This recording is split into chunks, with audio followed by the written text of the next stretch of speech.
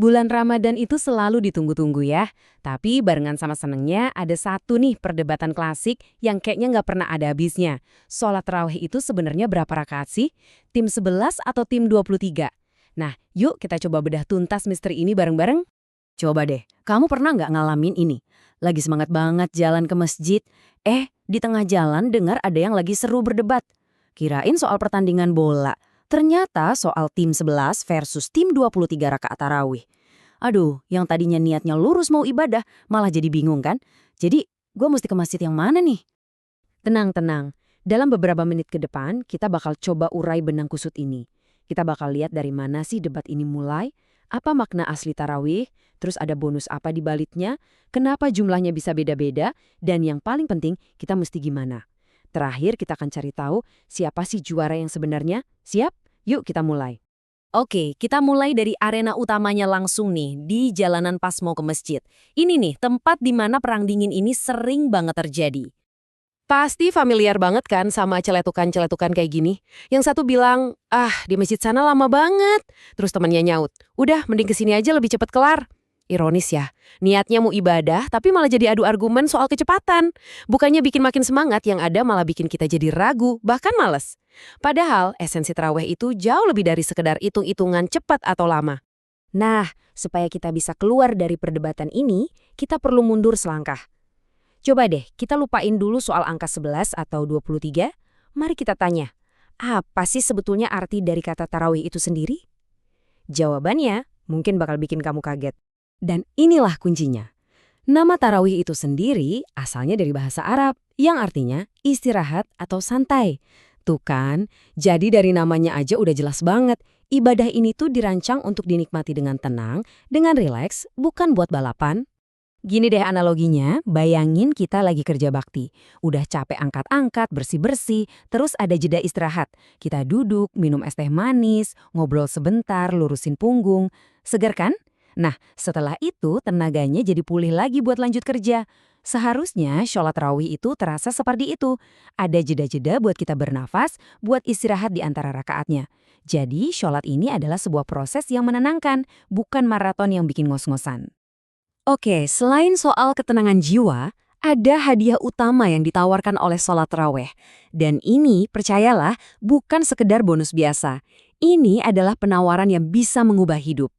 Poinnya ada di sini, di hadis ini. Ada janji sebuah riset total. Pengampunan semua dosa yang telah lalu. Coba deh direnungin. Setiap malam di bulan Ramadan, kita diberi kesempatan emas untuk menghapus semua catatan buruk kita dan mulai lagi dengan lembaran yang bersih. Ini bukan sekedar ibadah rutin, ini adalah kesempatan pembersihan spiritual besar-besaran.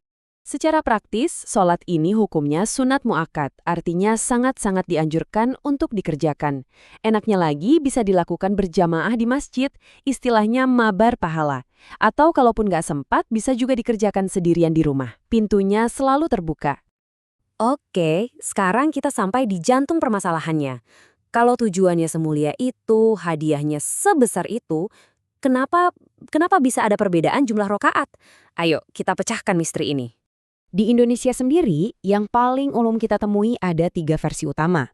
Ada yang totalnya 11 rakaat, ada yang 23, bahkan ada juga yang sampai 39 rakaat. Ini kalau digabung sama witir ya.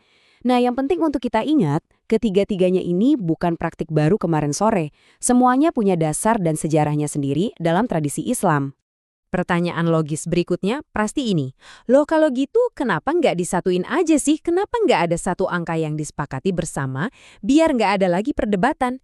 Jawabannya ternyata sederhana, tapi mendalam banget. Nabi Muhammad sendiri tidak pernah menetapkan batasan angka yang pasti untuk sholat ini. Malah dalam riwayat disebutkan kalau beliau sholat malam itu lama amat sekali, sampai-sampai kakinya bengkak. Ini pesan yang sangat jelas, fokusnya itu bukan pada hitung-hitungan kuantitas, tapi pada kualitas, pada kekhusyukan dan seberapa lama kita betah mengobrol dengan Tuhan.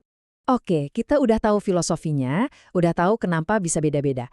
Sekarang pertanyaan terpentingnya, sebagai orang awam, kita harus bagaimana?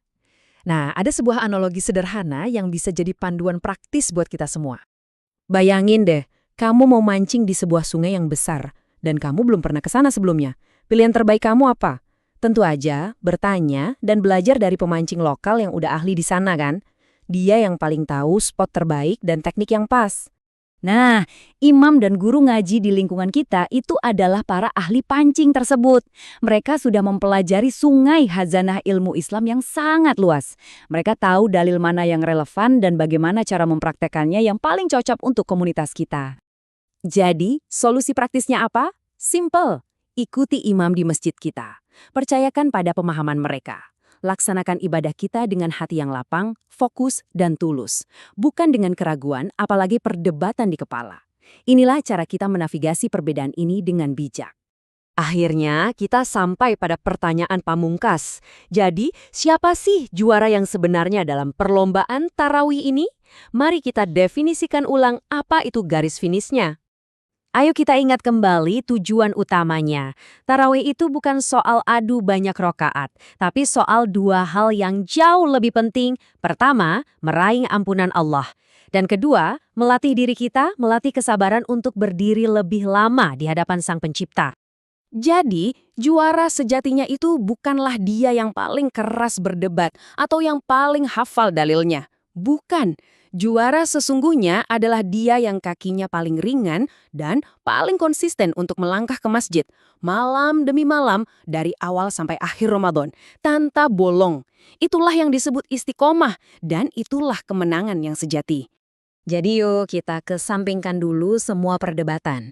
Mari kita fokus pada tujuan yang sejati. Pertanyaannya sekarang bukan lagi 11 atau 23.